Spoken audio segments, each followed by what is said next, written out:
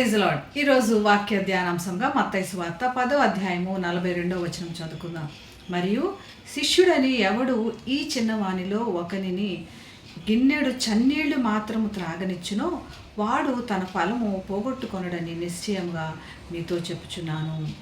దేవుని సేవ కోసమే ఎంతో కొంత మనకు సామర్థ్యాన్ని బట్టి చేయాలి అన్నది ప్రతి క్రైస్తవ జీవితం కలిగిన వాడి ఆలోచన అయి ఉంటుంది. మనం మనకు తగినట్లుగా సేవకి సహకరిద్దాము, దేవుని సేవలో పాల్గొందాము అని. ఇది దేవుడు మనకి ఇచ్చిన ఆలోచన. ఇప్పుడు ఈ సేవ చేస్తున్న ప్రతి ఒక్కరిలో కూడా సాతానుడు ఒక గలిబిలి. ఎవరు ఎక్కువ చేస్తున్నారు, తక్కువ చేస్తున్నారు, ఎవరు పెద్ద సేవకులు, ఎవరు చిన్న సేవకులు అని దేవుడు వాక్యము చాలా స్పష్టంగా తెలియపరుస్తుంది. ఏంటంటే వారి సామర్థ్యత చొప్పున దేవుడు వారిని సేవకాశమై వాడుకుంటాడు. వారికి ఎక్కువ సేవ చేయాలని దేవుని యొక్క తలంపు లేదా దేవుడు నిర్ణయించిన కార్యం కాబట్టి వారు ఎక్కువ కార్యాలు లేదా ఎక్కువ సేవ చేస్తారు. కొంతమందికి వారి సామర్థ్యతను బట్టి కొంచెం చేసినా కూడా అది దేవుని చిత్తం అయినది కాబట్టి ప్రతి సేవ కూడా దేవుని చిత్తంలో లెక్కించబడింది. ఏవో పెద్ద సేవ చిన్న సేవ లేనే లేదు. మన శరీరంలో ఎన్నో అవయవాలు ఉన్నాయి. ప్రతి అవయవానికి దాని యొక్క ప్రాముఖ్యత ఉన్నది. ఏ అవయవం కూడా పనికిరానిది చిన్న అవయవం పెద్ద అవయవం కానే కాదు. వాటి సామర్థ్యతను బట్టి వాటి పనులు చేసుకుంటూ పోతున్నాయి.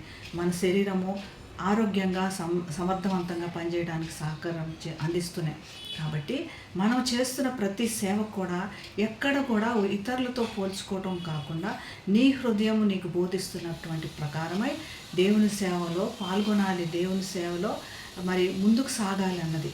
నేను చిన్నవాడిని, తక్కువ సేవ చేస్తున్నానని ఇటువంటి కృంగుబాటు వద్దు. ఒక్క చిన్న గిన్నెడు నీళ్లు అందించడానికి నీకు అప్పగించబడిందంటే అది కూడా నీవు గొప్ప సేవ చేసినట్లే అని ఈ వాక్యాన్ని బట్టి మనమందరము దేవుని శిష్యులమే, దేవునికి సహకారులమే, దేవుని సేవలో పాల్గొన్న వారమే. ధైర్యం తెచ్చుకుని దేవుని స్తుతించి దేవుని మహింపరుద్దాం. ప్రార్థన చేసుకుందాం. మహాగణుడు అనేసయ, స్తుతికి పాత్రుడా, నీ సేవలో పాల్గొనాలని మాకు ఇచ్చిన ఆలోచన నిమిత్తమై నీకు వందనాలు. ఎక్కడ కూడా నిరుత్సాహం కలిగించే ప్రతి పరిస్థితిని దూరపరిచి ప్రభు నీ సేవలు ఇంకనూ ముందుకు వెళ్ళటానికి మా ప్రతి ఒక్కరికి కూడా నీ కృపను బట్టి సామర్థ్యం దయచేయమని యేసు నామమున ప్రార్థిస్తున్నాం తండ్రి. ఆమేన్.